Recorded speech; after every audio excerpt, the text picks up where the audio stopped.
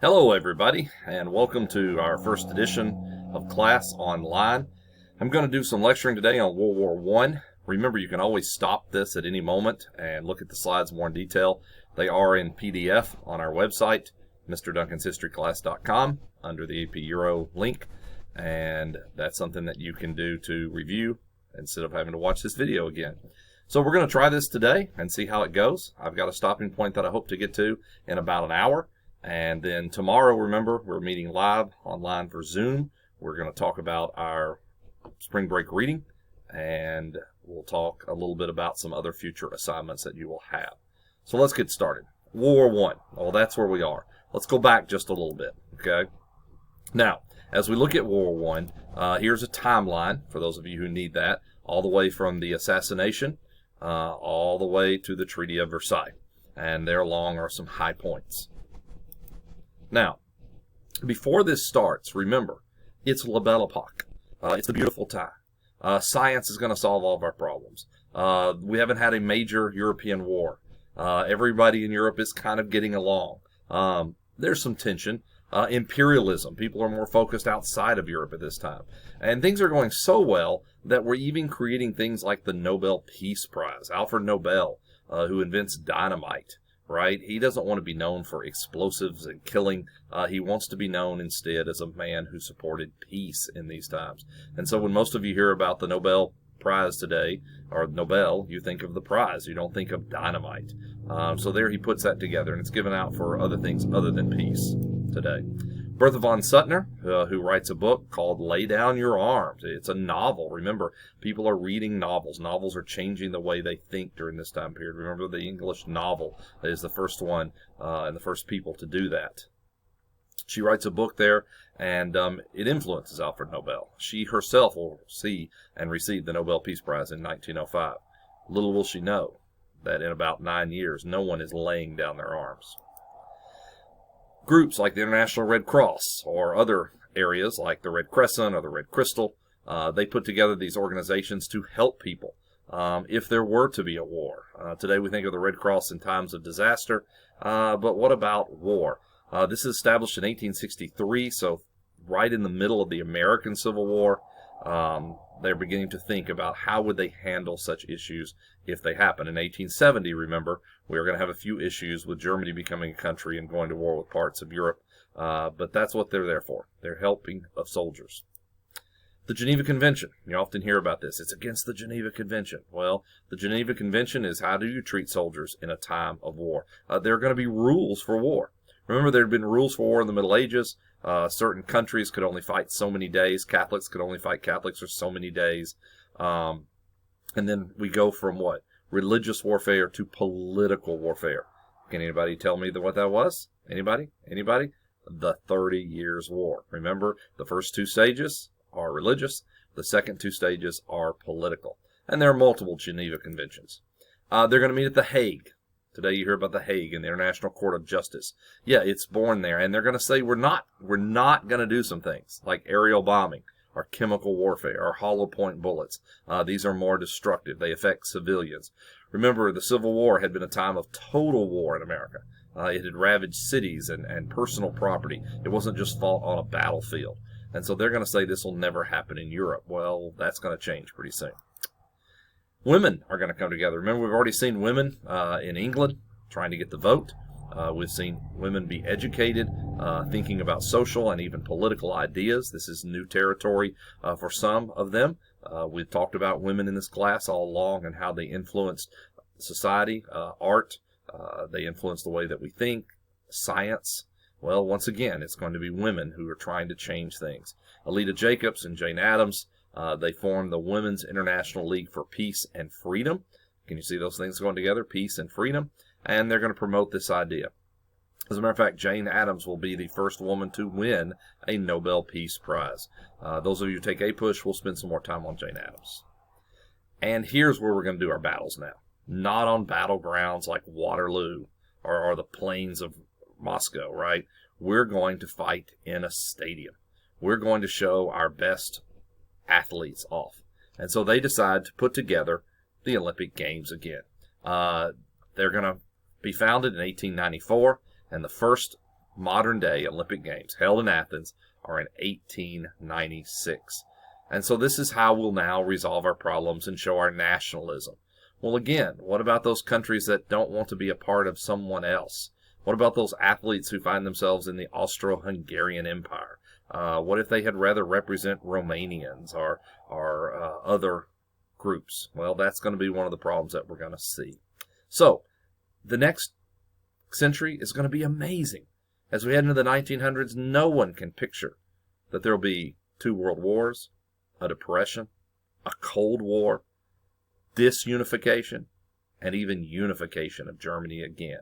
The rise of the Soviet Union and the fall of the Soviet Union. But before we get to all those things, let's just look for a moment. Let's just see, what did these times look like? I found this video, and just look at the technology, look at the background, look at what people are wearing. Look as all these people thought the 1900s were going to be the best time ever. You're going to see a moving sidewalk at one of the Paris expositions. Don't let that catch you off guard. And you're going to see sights around Paris at La Belle Époque.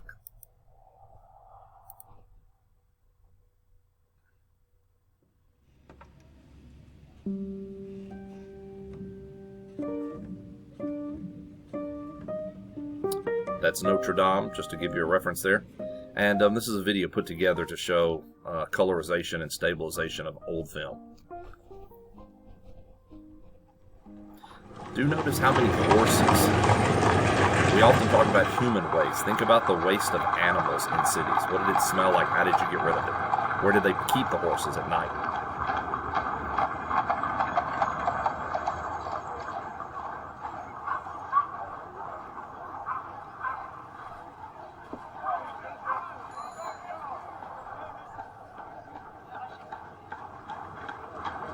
Notice the bicycle, rather new invention.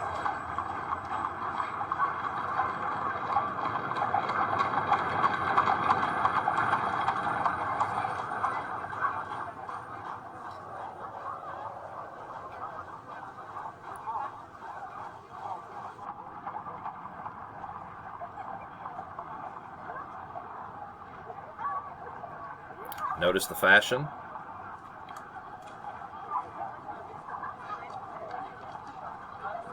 So are these the haves or the have-nots?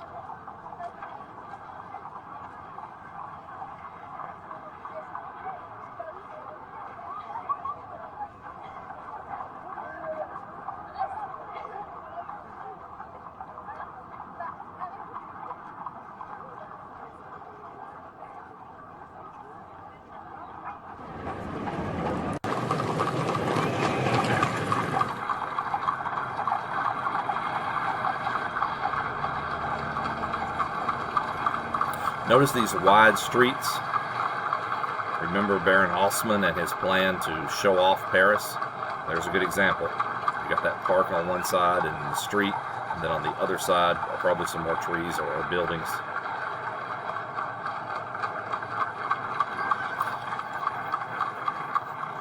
This is how you get around in a city.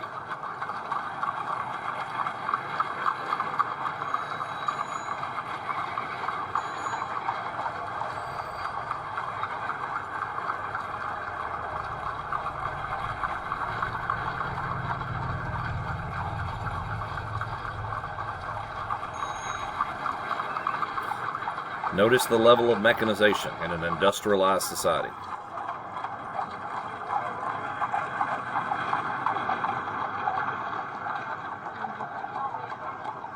I believe that's the Louvre or the Tuileries Palace in the background.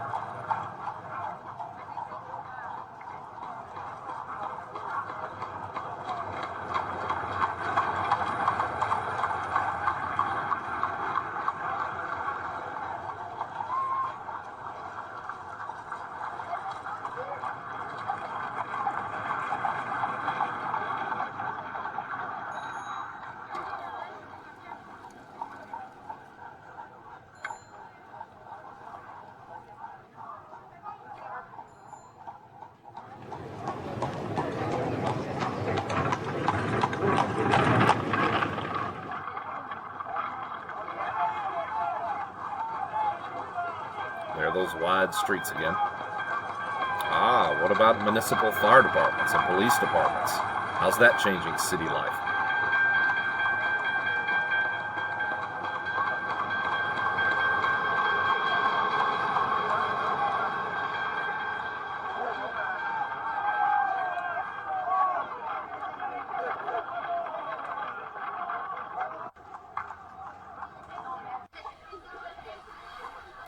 Childhood. How's it different? Look at recreation. These kids are not working in factories.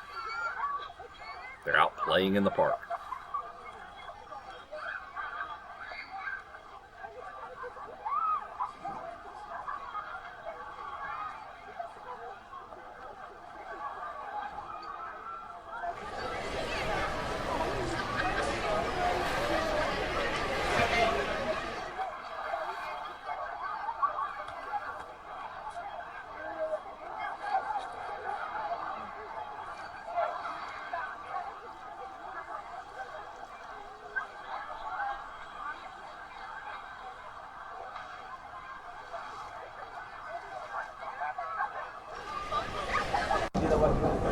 There's that moving sidewalk.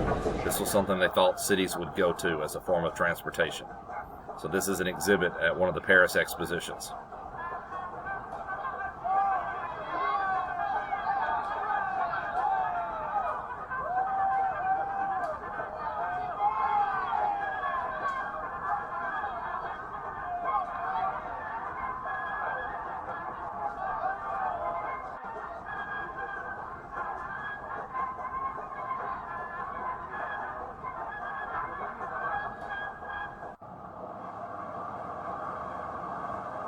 There's the Eiffel Tower. There's the river. You can see all the traffic bringing things into the city.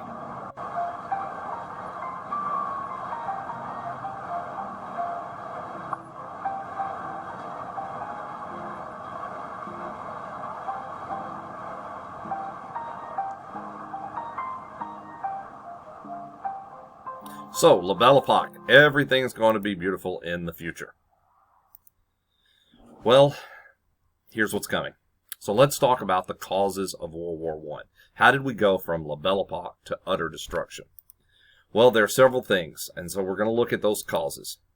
Here they are: nationalism, militarism, colonialism, imperialism, an arms race, and strategic alliances.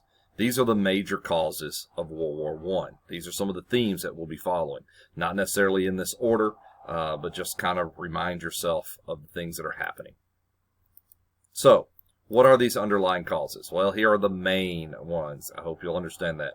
Militarism, alliances, imperialism, and nationalism. The I could also stand for industrialization, right? That's causing imperialism. That's causing an arms race. But these are the main causes. Now, you also are going to find that this is a war that's going to be covered by media, right? We're going to see political cartoons, newspapers. We're going to see video footage, and some of those are embedded in some of the PowerPoints. But the main causes, M-A-I-N, militarism, alliances, imperialism, and nationalism. Not necessarily going to cover them in that order, but that's a good way to remember them. So, let's get into it. Well, how did Europe break out into conflict? Well, there are 8 great powers in the world at this time. Look at this picture for a moment. If you'll notice, there is an American flag. Now, that's new. Remember, America will fight Spain in 1898 in the Spanish-American War. You also may notice there is one Asian power. Yes, Japan. We often think of Japan not entering the story until World War II, but they're in the World War I story. Remember, they're on the side of the Allies. They're helping protect the Pacific from the Germans so that people can reallocate their resources to the European conflict. So they're the great 8 nations. These are the industrialized powers of the world. So we also have aggressive nationalism. Remember, they tried to solve this at the Congress of Vienna, but things have changed since then. 1845, 1870. We have 2 new countries, Italy and Germany. We have the Austro-Hungarian Empire, and so again, this idea that nations, that people are part of a nation, not just under a leadership or a king. So, the causes of World War I. Let's talk about nationalism for a moment. Countries are proud of their heritage. They want to be who they are. They don't want to be part of something else. They're already a part of something. It's similar to patriotism, and ethnic groups of similar heritage want to free their oppressed brethren and unite their country. Now, let's think of the Austro-Hungarian Empire. I'll show you some maps in a few moments, and you'll see that there are all these different ethnic groups within. Germany wants to expand its culture and its political influence throughout Europe. But remember, they're somewhat landlocked. France is on one side, Russia is on the other side, the Austro-Hungarian are on the other side. So where are they going to expand? How are they going to influence other people? Well, remember, Bismarck puts them together. I'm going to just do a quick review of German unification. Remember, this is the guy, Bismarck. He's chancellor from 1862 to 1890, but then he's going to be asked to step down, and Germany's going to go some different directions. Remember, he fights Austria in the Austro-Prussian War, and then he goes against France in the Franco-Prussian War. And then they have an emperor, right? Kaiser Wilhelm I. They put together the Deutsches Reich, right? The German Empire, and they are going to change the face of Europe. The 1900s are a time of German history. We've looked a lot at England. We've looked at a lot at France. But now we're going to see Germany and Russia and their influence in the 1900s. Well, do you hear it?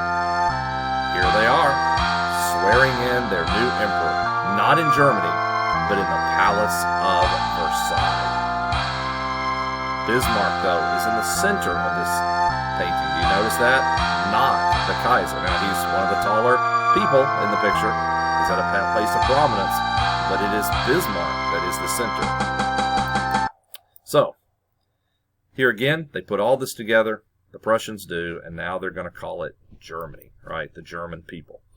You're going to have a League of Emperors. You have Wilhelm I, you have Tsar Alexander II, and Franz Joseph of Austria. Now look, Franz Joseph is getting older. He's been emperor for a long time. These are three emperors in the center of Europe who think that they're going to control what happens in that part of the world. Remember, France is undergo a new government after the fall in 1870. Britain has continued to expand the rights of the people and the laborers. In Germany, remember, you have the Junkers. As a matter of fact, you can see Bismarck there and Kaiser Wilhelm in that picture. And remember, they are anti-liberal. They are anti-socialist. The German society is still a very hierarchical society with these Junkers, the nobles, giving support to this new administration. You have Pan-Slavism, the Slavs.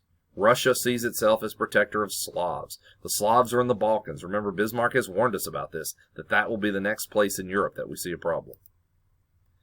And so Bismarck is going to retire. Really, he's put out. Kaiser Wilhelm II comes in, says he doesn't need Bismarck, and he dismisses him. Notice this political cartoon here of him leaving the ship of state.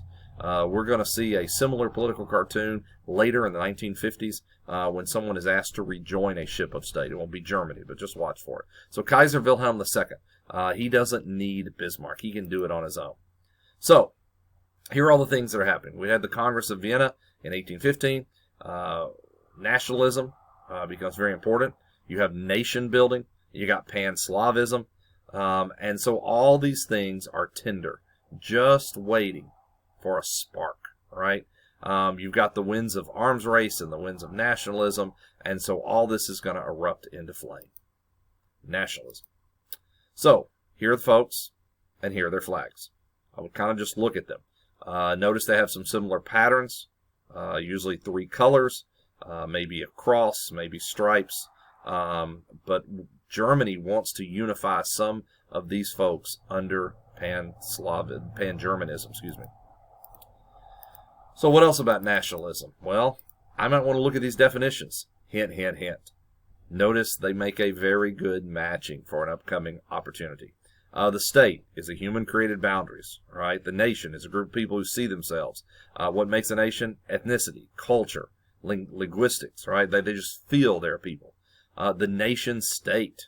They consider themselves to be a nation. They've created their boundaries, and they even have a single government now. And then nationalism is a psychological force that binds together people who identify themselves with each other.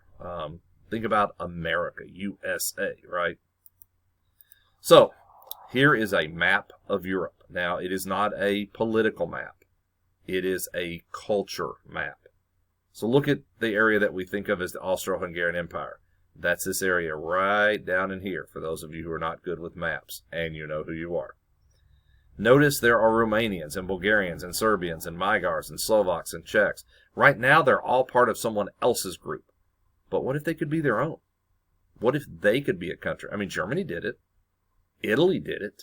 Surely we can do it too. And so that's going to be the conflict that we see in that Balkan area. There's the Austro-Hungarian Empire. Let's zoom in. Notice all the different groups. Remember, they never thought of themselves as one group of people. They never had that strong central government. They had a beautiful capital, Vienna. They had desire, but it just never pans out for them. So, in this nationalism, it's a double-edged sword. It unifies some groups. It divides some groups. Remember, there's economic nationalism. There's militant nationalism. There's dynastic nationalism. Think of like the czars. And then there are people who want to be a nation who aren't, but see themselves as a common people. So nationalism sometimes brings together, sometimes it splits apart. So, nations do like homogeneity of culture. That's one of the problems with Austro-Hungarians. There are too many languages, there are different religions, there are different ways of thinking. There's not industrialization. Some groups are backwards, some groups are very much on the cutting edge. So, you also have Charles Darwin. Remember his Origin of Species? Well, now we have this idea of countries and social Darwinism. Herbert Spencer, remember, survival of the fittest, that the best countries rise to the top. Well, how do the best countries rise if you're not a country? And we begin to see this idea of the superiority of the white race, right? We see this thing that, look where industrialization is. It's in England. It's in Germany. It's in France. It's in America. What do those things have in common? Well, it's not governments. It must be race. So it must be that the Anglo-Saxon race is poised to rule the world. Start looking at colonies. Who owns most of the colonies at this time period? Well, again, it's France and it's Germany. Not Germany, they have some. It's France and it's England. And I really think England owns about 25% of the world at this time period. So, racism is going to justify that imperialism. We're going to see that probably being a bigger factor as we head into World War II. And progress and modernization. We talked about with imperialism how easy it was for a small nation to rule over much larger populations due to technology like machine guns. So, Charles Darwin, Herbert Spencer. Well, when war breaks out, who's responsible? And everyone says it's someone else's problem. And so when we see this spark that lights that fire, who's really to blame? So, colonialism, imperialism, the arms race. Let's just briefly look through this. I'm going to show you some maps. A lot of this is review from the last chapter, but I know we've been on spring break. So, imperialism. There, again, economic imperialism. It's the sense that you need raw material and you need a market to sell to.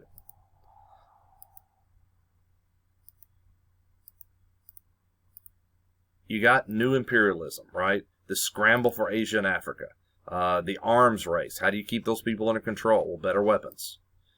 Hostility among the powers. They are going to come in conflict. Remember, they're having a Congress in Berlin, of all places, and they're going to decide who gets what in the rest of the world. Notice the rest of the world's not invited. You have allies. You have ententes, right? Agreements. So, remember Africa? There's only two places that are individual countries, Ethiopia and Liberia. Everything else is a colony. You have Asia, same kind of situation. Everything else is a colony. Now, Japan is an independent nation. Remember, they're part of the Big Eight.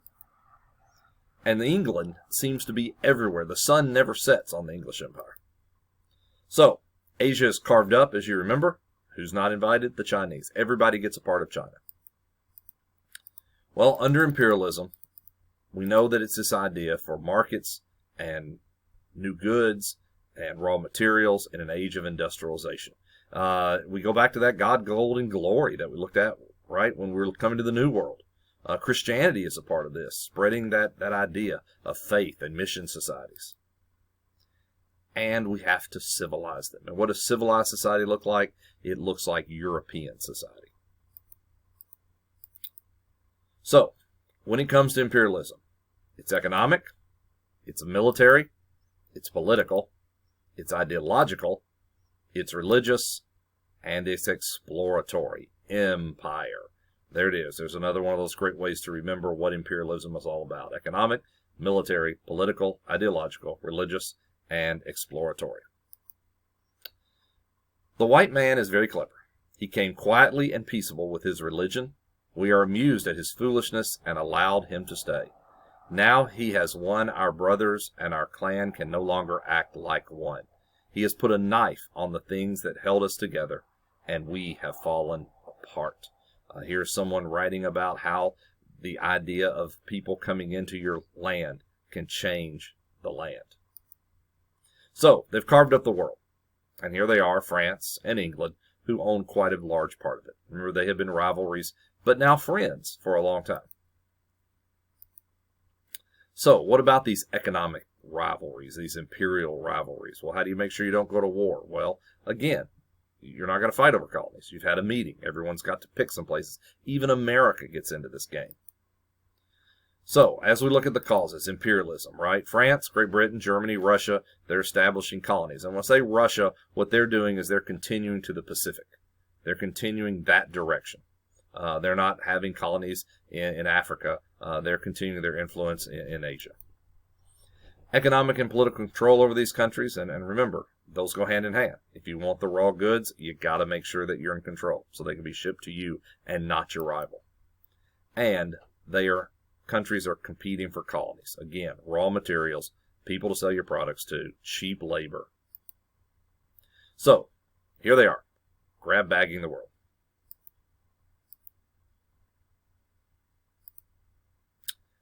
Again, let's just look at Asia again. You can see the French are there, the English are there. Remember, the Dutch are still there. There are lots of colonies in this part of the world. Notice the line. Europe and Russia and everything below that is pretty much a colony. What does it look like? Well, colonialism is the practice of occupying other countries and keeping them dependent on the ruling country. You put in your railroads. Well, where have they got to buy the supplies to keep them up? Your country. You introduce them to your products. Well, when they get hooked on them, who do they got to buy from? Your country. Imperialism is a policy in which an empire nation dominates other countries politically and economically, either as colonies or indirect means. Sometimes they are a protectorate. Oh, you're helping them out so they don't get scooped up by somebody else. So again, just more maps showing you where the colonies were. Here is the British Empire, remember? The British Empire is going to rule a large part of the world.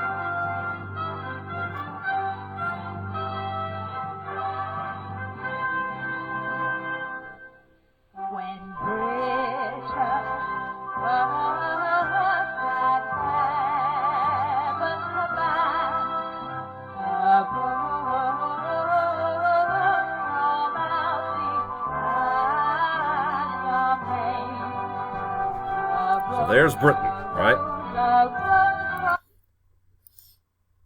There's Africa. There's who rules it. Just a reminder from our last chapter. Even Germany. Remember, they took a colony in one area each of Africa. Well, that kept them in touch, but it also is going to be hard to defend in a future conflict. Germany, and notice they have colonies even in South America and influence there, and even in the Pacific. Italy has colonies. Remember, these are new countries. They're trying to be like every other country around them. They want to be in the country game. The French, there you go.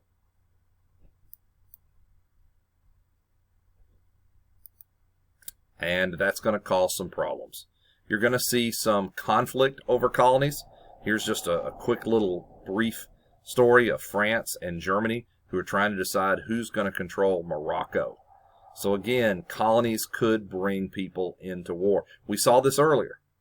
Remember the 7 Years' War? The French and the Indian War, as we call it here in the United States. It's over colonial powers. That Ohio Valley comes into play in this, right? Well, notice that there are two crises in this area. In 1906, the French will control Morocco. But Germany also wants some power in that area. Remember, people are looking for ports. They've got a place for their ships to go. They've got to get coal, fresh water. The Germans, again, press the French into some negotiations. And basically what happens is Britain takes the side of France in both crises. Well, again, we're seeing that friendship of Britain and France. That puts Germany somewhat isolated in this. We have a worldwide naval race. Yeah, we're building these huge battleships. Think about how battleships changed from the 1860s, the Monitor and the Merrimack, right, there in Hampton Roads, Virginia, to now these huge steam-driven ships with these large guns that can hurl shells for miles. This is going to change the way we fight at sea. So what about all these alliances? Who's friends with whom? Well, alliances. The greatest single underlying cause of the war was a system of secret alliances. That's the problem. You don't know who is friends with who, which developed after the Franco-Prussian War. So, Otto von Bismarck, remember, he has put Germany together. He is trying to isolate France. He wants Germany to be the new power, the Iron Chancellor. Remember, blood and iron. So, there he is. His goal is to diplomatically isolate France.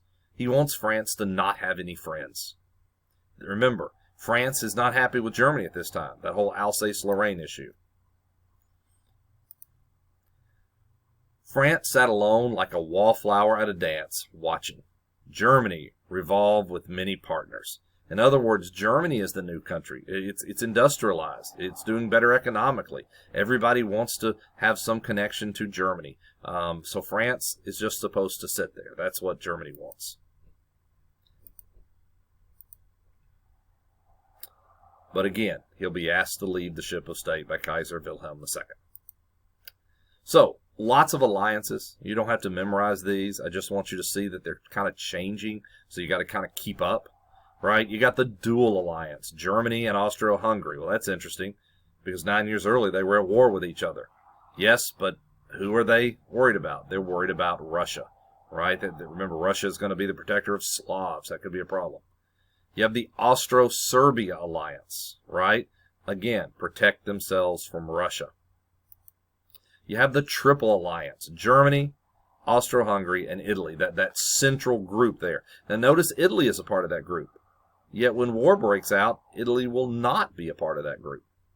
You have the Franco-Russian alliance. Well, why does France need... Well, France needs allies. And they're not allied with Germany. They're not allied with Italy.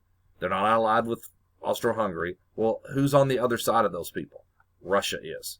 So again, they feel like that they now have those countries squeezed between them should something happen. This also, in 1894, ends France's isolation. You have the Entente, right? This is this understanding now between Britain and France. Go back to the 100 Years' War where we started this class. Nobody would have thought Britain and France ever would have been friends. It's taken them a while, but several hundred years later, they are. Why? Crimean War. And the Anglo-Russian Entente. Again, Britain and Russia. Why? Well, family kinship, for one. Queen Victoria and her children, and her children's children. Also, who's on the other side of Germany and Austria-Hungary? It's Russia. And then the Triple Entente. Britain, France, and Russia. The Central Powers. Germany, Austria, Hungary, Bulgaria, Turkey. Please note on the map, they are center of the map. If you just kind of draw a line right here down Europe, you'll hit the Central Powers. Now you know why those maps were important at the beginning of the year. All right, we've got to know where these places and countries are. They're going to disappear. The map of Europe is going to look totally different after World War I. But for right now, you have the Central Powers, and then around them, you have the Triple Entente. So, here they are, just in flag version. There's the conflict with the Triple Alliance. Okay? And it is these alliances that's going to get everybody in trouble.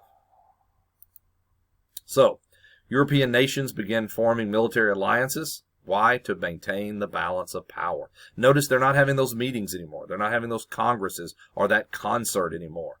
They're kind of scared of each other. Why? Technology, imperialism, colonialism. What are the main causes of World War I? Make sure you know these two groups. Please notice, sometimes they're called the Triple Alliance. That's the Central Powers, right? The Central Powers, right down the center of the map. And then the Triple Entente, which are called the Allied Powers. Do not get the Triple Alliance and the Allied Powers confused. Different groups. Okay? The Allied Powers are Great Britain, France, and Russia. Now, they're going to have some other people join them along the way. Italy will join, and so will the United States of America. So, what about these alliances? Well, again, it all comes back to Serb nationalism. Remember, Austro-Hungary does not want to break up its empire, but it's beginning to fall apart. The thing that had held them together was the Ottoman Turks. Well, the Ottoman Turks are breaking up. The Ottoman Turks are the sick man of Europe. And without that outside pressure, now the pressure's inside the country. Groups are seeing themselves as wanting to be independent. Hungary kind of did it with the Austro-Hungarian alliance. And now the Serbs and the Romanians and all the other groups think they should be able to do it too. So, here are the groups trying to break apart. But again, nobody wants to give up an empire. Nobody wants to give up land. But these folks want to spin off. They want to be more like Greece, right? So, inside these groups, you've got Germans and Italians and Czechs and Slovenes and Croats and Poles and Magyars and Slovaks and Ruthenians and Romanians. Again, nationalism has made its way from the Revolution of France all the way 100 years later into this part of Europe. So, the two armed camps, right? Remember, Italy's going to join. And again, they're your central powers. And they are armed. Who are your major players? Well, here you go. Your allied powers. Notice you have a king, King George V. Notice you have Victor Emmanuel, a king. Notice you have a czar. And you have an elected president. President Pontificator of France. How does that work? How do you have three kings and an elected? Well, again, France has always seen itself a little more imperial, but very liberal, right? Who's on the other side of this conflict? Well, Kaiser Wilhelm II, Emperor Franz Joseph, and the Emir Pasha of Turkey. When you look at this, and I just want you to put this in perspective, Woodrow Wilson is going to convince America that they have to go make the world safe for democracy.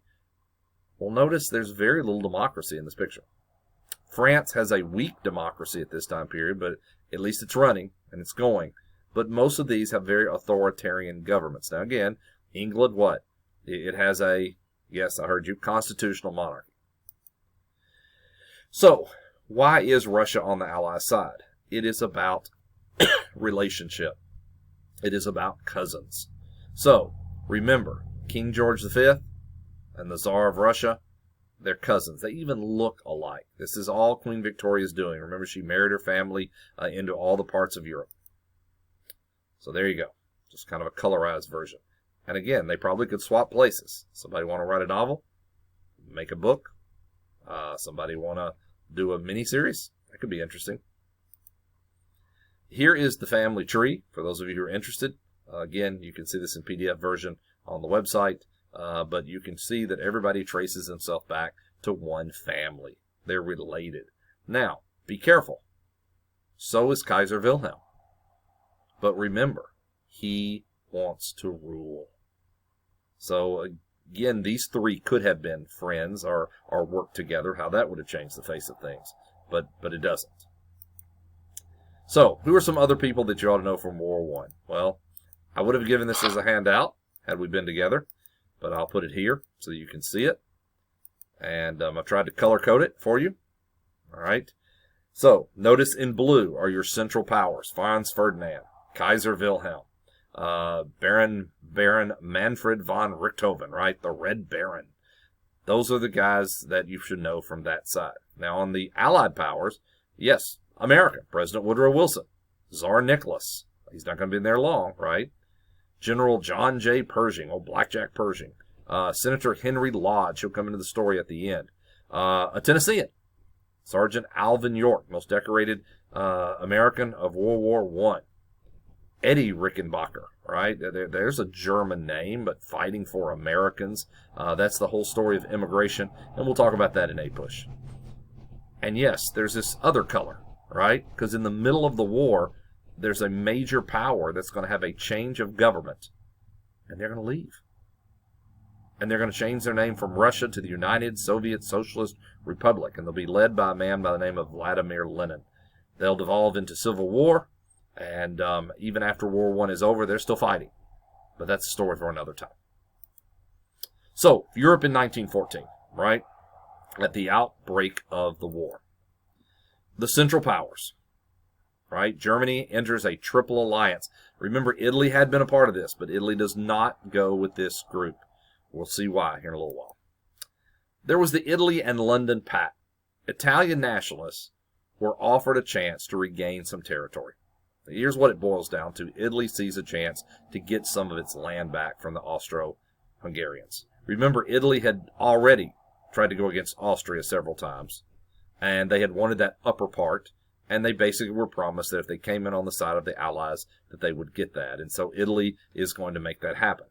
In the London Pact, it gives the rights and territories of Austro-Hungarian and Germany colonies in Africa. So Italy is going to not only get land in Europe, they're going to get land other places in the world. And so Italy is swayed as a way to, again, make its borders larger and to make its influence more important. So here we are, the Triple Entente. Look at this picture of ladies. You can see the Liberty Cap, a Lady of France. You can see the cross of the Orthodox of Russia, and the anchor, right? The British, the sea people. They have all come together in this. A couple of words here. Entente is a French word for agreement. So they have made an agreement. Alliance, a close association of nations formed to support common interests. What's the common interest? They're against the Central Powers. And a treaty is a written agreement between two or more nations. And we'll talk about the Treaty of Versailles. And there we go again. Versailles, we're back, right? So, we see this idea of countries being represented by women at this time, even though women do not play a large political role. Now, one of these countries will change that in 1917. Here's just a diagram to show you who's allied with who and how. Now, we can look back on this. Remember, these are secret agreements. You would not have known this at the time. If I had passed out pieces of paper in class today and said some people in here are going to be connected and some people are going to be against those connections, you would have no idea who that is until they were revealed. Well, war is going to reveal those things. Notice there are some nations on the bottom there who are going to remain neutral. Switzerland, Sweden, Spain, Portugal. Spain's going to be neutral in this war and the next, and we'll talk about that. And even Ireland. And we'll talk a little bit about Ireland in World War I. It's an arms race. They're spending more money on munitions, on guns, on the invention of these things. And notice Germany is spending the most, right? So, militarism. European nations began an arms race as they competed for colonies around the world. If you're going to keep those colonies in line, you've got to do it through your military. If you're going to protect your shipping lanes, military. If you're going to intimidate, military. If you want to make sure people don't come attack you because you are so strong and you have the newest weapons, military, right? That's militarism. So, what does that look like? Well, again, lots and lots of money being poured into arms manufacturing. At the World Expositions, that's some of the things they're showing off. In APUSH, we'll talk about the World's Fair to celebrate the Columbian Exposition of 1893. And we'll talk about what happened in Chicago and who showed what. So, there we go. America is building a fleet at this time. Britain is building a fleet at this time. Again, that's sea power. So important. So, militarism. All right. Mechanism of great standing armies. Standing armies. That's new, remember. You used to let your army go back. It was your nobles that provided for that. Now the state will keep a standing army. Mechanism of great standing armies. Large navies with the tenet of evils of espionage, suspicion, fear, hatred, and the existence of a powerful class of military officers who tend to dominate over civil authorities. The military giving advice to the authority. So we're building up the navies. We're building up fortifications, our national boundaries, where we're setting those in stone, literally, by building forts. We have new weapons like tanks and submarines, machine guns, and planes, and gas. I thought that was illegal. It was, but it doesn't mean it's not going to be used. We have new ways of getting intelligence, communication, transportation. We're going to have colleges to train our soldiers and to train the leaders of those soldiers. And again, the Industrial Revolution, that technology, how we can kill better and faster. How we can use less men sometimes to kill more men because the amount of lead that we can send in one direction. What about conscription? What about when a nation makes you fight for them? Again, is this democracy? The United States is going to have this debate. Notice that we began to see conscription in armies in Europe all throughout. So let's look. All continental European countries since 1870 had some kind of conscription. You had to serve in the military. They either picked you by lot, maybe you volunteered, maybe, again, they chose a certain number of people, and then out of that number of people were chosen. But we've seen that all throughout. So notice that becomes a very common way of life people are introduced to. Remember, in World War I, we're going to need lots of people in the military. Why? To replace the people who have died. So let's look at standing armies just real quick. You don't have to know the numbers, obviously. Notice they're standing armies, but then how many they can mobilize. Look for a moment at Great Britain. Okay, Great Britain has a standing army of about 1 million, but they're able to mobilize 8 million. Why? Colonies. Yeah, they're going to bring people from the colonies to fight in Europe for their colonial motherland. Russia is the one that they're scared of. Look, guys, Russia has what? People. They proved that with Napoleon. They're going to prove it in World War I. They're going to prove it in World War II. They were ready to prove it in the Cold War. Russia has people, and they have people to lose, as we're going to see. So, kind of look there. The United States goes from 200,000 to 4 million. And again, just some of the other countries. Notice Japan doesn't change a lot. And you go on down to some of the smaller areas. It is an arms race. Again, people are increasing the amount of money and effort. And these are tax dollars that are going into these things, right? And at some point, you've got to prove, do these weapons, are they better than the other groups? So, militarism. Bolt-action rifles. We're not using muskets anymore. We're not loading from the front. We're not even breech loading, right? We're loading from the bolt. All right, so here we go. And we can load multiple rounds. That means more rapid rate of fire, more killing. Machine guns, the Maxim gun, 400 to 600 rounds per minute. Per minute. Artillery, guns like Big Bertha, right? It can fire a 2,000-pound shell 9 miles. 2,000 pounds is about the weight of a Volkswagen. That's not the size of a Volkswagen, but it can go 9 miles. That's amazing. You won't even see the people you're shooting at, and they won't even see you shooting at them. The airplane, how does that change things? Well, planes, again, at first are used for reconnaissance. Then they start throwing things at each other. They start shooting each other with pistols, and eventually they're going to mount machine guns on them, and then we're going to have these things called dogfights in the air. Right? The Wright brothers first flew in 1903. It's 1914. So we're only 11 years ahead. In 11 years, the airplane has changed. And think about what it is today. It's a relatively modern invention. You have groups like the Red Baron. Right? You've got a group called the Flying Circus that are going to go up, and they're challenging you to come get them. Part of that squadron is going to be a man named Hermann Goering, which will meet in Germany in World War II. Maybe you know the Red Baron this way, through the old Snoopy's comics, if you read those. But the real Red Baron is Manfred von Richthofen. Now notice, he dies in the war. He's shot down. The Red Baron is shot down. But again, he creates quite a fear, quite propaganda. Notice he paints his plane red. He's not trying to hide it. He'd come after me. All right. He had 80 confirmed victories, 80 planes shot down. That was considered definitely the top ace at the time. Trench warfare. right? We're going to actually stop. Instead of the battlefield, two groups lining up, shooting each other, and somebody rules the field at the end of the day, they're going to dig ditches, and they're going to stand in them, in the rain, in the snow, and in the sleet, and all that's going to be a problem, right? During the harsh conditions. You're going to have disease, you're going to have mice, you're going to have lice. Your feet are going to stay wet and rot off. Trench foot. I probably should have warned you, right? It's gross. Tanks, right? This new weapon that supposedly can get over the trenches or can bring more firepower to play. It's an evolutionary process. They start out very light, and then eventually they get heavier armored, more guns, get to move a little faster. But again, essentially you can see the early design here. There is a French Renault tank. Notice driver and gunner in line with each other. Notice these tracks on the side. Again, you're getting over muddy terrain. Wheels are going to sink in, and so this is going to be a much easier way to travel. They do get stuck. This is a tank that you may recognize from the British.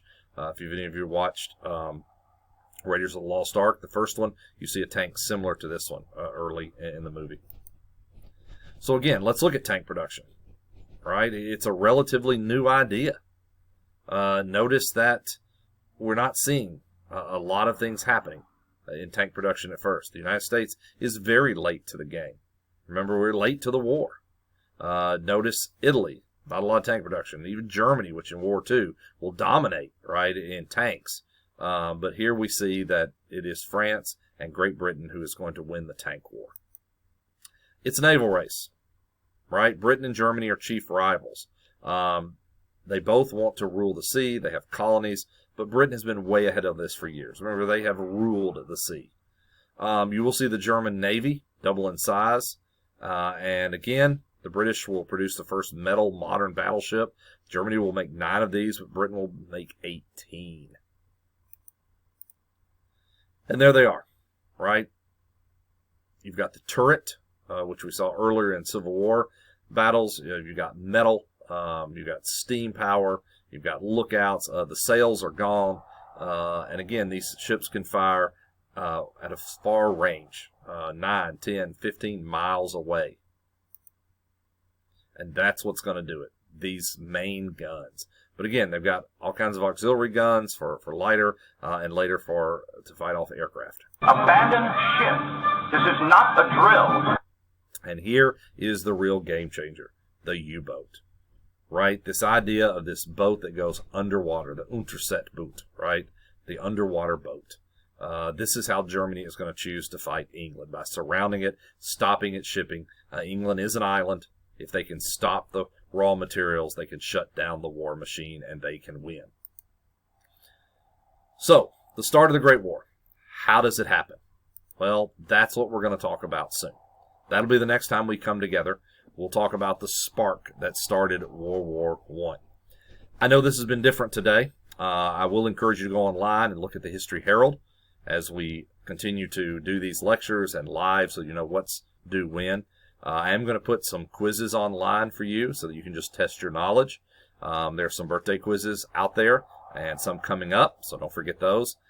If you need something, you know how to email me or contact me. Please do. Thank you for listening today and being patient as I learn how to use this new technology. Hope you guys have a great day, and looking forward to having our Zoom session tomorrow. And just seeing everybody and talking about the book that we're supposed to read. Yes, you were supposed to read a book. And you're supposed to be reading the book. Get into Spielvogel, so come with questions, and let's have a great class tomorrow. Take care, guys.